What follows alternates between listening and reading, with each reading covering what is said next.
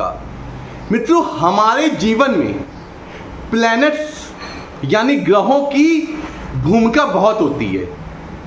उसी भूमिका में एक जो हमारे जीवन के मेन ग्रह होते हैं देवगुरु बृहस्पति, जो हमें शुभता देते हैं, सुख देते हैं, ज्ञान देते हैं और हमें आशीर्वाद भी देते हैं और हमारे जीवन में समृद्धि, उच्च शिक्षा और सद्बुद्धि भी देने वाले जो ग्रह होते हैं वो देवगुरु बृहस्पति होते हैं।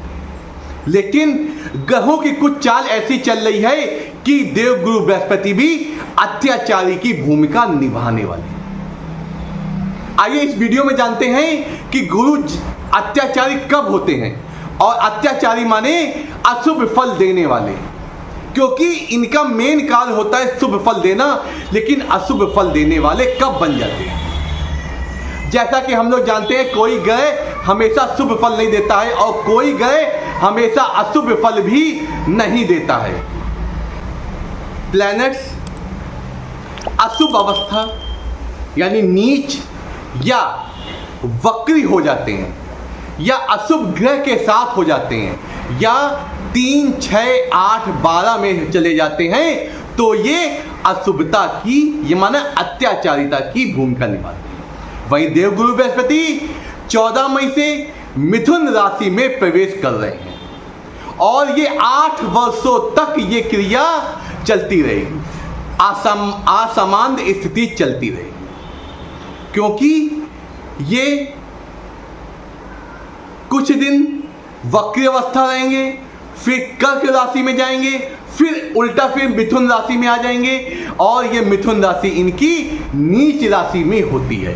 तो इसलिए गुरु क्या अशुभता वाले परिणाम दे सकते हैं। अब आइए बात करते हैं इस चाल में देवगुरु बृहस्पति किस जगह पे और किन राशियों के लिए नुकसानदेह हो सकते हैं और इनसे शुभता क्या मिलती है और इसके उपाय भी क्या है। बृहस्पति के मिथुन राशि में प्रवेश होने से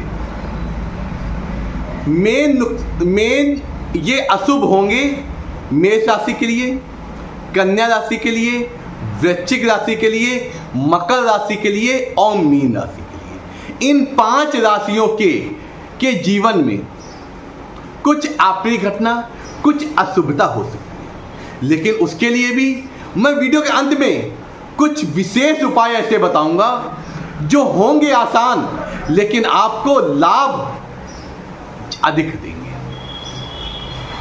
क्योंकि मिथुन राशि देवगुरु बृहस्पति की नीच राशि होती है। तो इसलिए ये इन 5 राशि वालों के लिए नुकसानदेह हो सकते हैं। तो इसके लिए आपको क्या करना है, अब बात करते हैं उपाय। बृहस्पतिवार वाले दिन पीले वस्त्र धारण करें, पीली वस्तुओं का सेवन करें और पीली वस्तु अपने पास अवश्य रखें, क्योंकि ये पीली वस्तु क्या होता है, देवगुरु बृहस्पति से संबंधित होती है। इससे क्या होगा, देवगुरु बृहस्पति को बल मिलता है। वो नीच अवस्था में होते हुए भी, क्योंकि उनकी जो मेन प्रकृति है वो शुभता देने वाली होती है, लेकिन अशुभ अवस्था में बैठे इसलिए कुछ निगेटिव कर सकते हैं। तो इसलिए आपको क्या करना है, उनके बीज मंत्र का जाप करना है।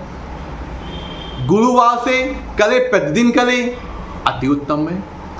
गुरुवार वाले दिन केले के वृक्ष के नीचे लक्ष्मी जी विष्णु भगवान का पूजन करें, चने की दाल अर्पित करें, गुड़ अर्पित करें और घी का दीपक जलाएं, क्योंकि क्या होता है, देवगुरु बृहस्पति विष्णु भगवान और लक्ष्मी जी के सानिध्य में भी होता है। तो इसलिए उनकी शुभता आपको प्राप्त होगी।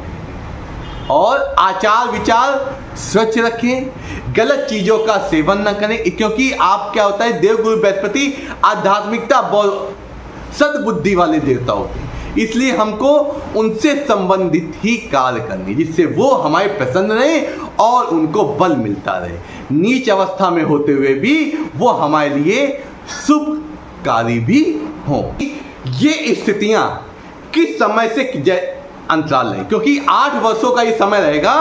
किस समय क्या कह, देखिए 14 मई 2025 को जैसा कि मैंने बताया देवगुरु बृहस्पति मिथुन राशि में प्रवेश कर जाएंगे। ये इनकी नीच राशि। फिर उसके बाद 18 अक्टूबर 2025 को कर्क राशि से में चले जाएंगे, कर्क राशि में गोचर करेंगे। फिर उसके बाद 5 दिसंबर 2025 को फिर ये पुनः आपकी मिथुन राशि में वक्री होके आ जाएंगे। वक्री भी अवस्था, करेला ऊपर से नीम चढ़ा, अशुभ अवस्था में भी, नीच अवस्था में ऊपर से वक्री।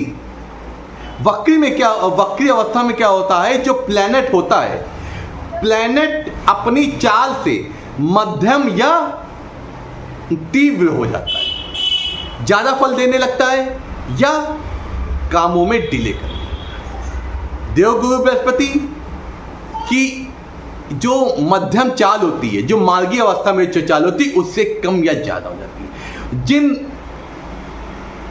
जातकों के वक्री होंगे, प्लैनेट देवगुरु बृहस्पति वक्री अवस्था में है उनकी नडाल कुंडली में, तो उनके लिए ये शुभता कर सकती है।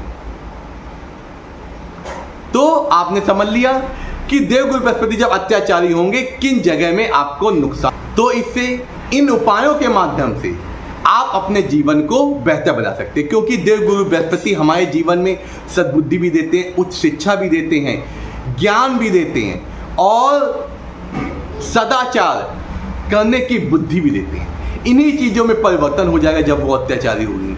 तो इसलिए हमें अगर अपने जीवन में सुख प्राप्त करना है, वैभव प्राप्त करना है, प्रसिद्धि प्राप्त करनी है, उच्च शिक्षा प्राप्त करनी है, ज्ञान प्राप्त करना है, अपने बिजनेस व्यापार में समृद्धि प्राप्त करनी है, तो हमें क्या करना है, इन उपायों का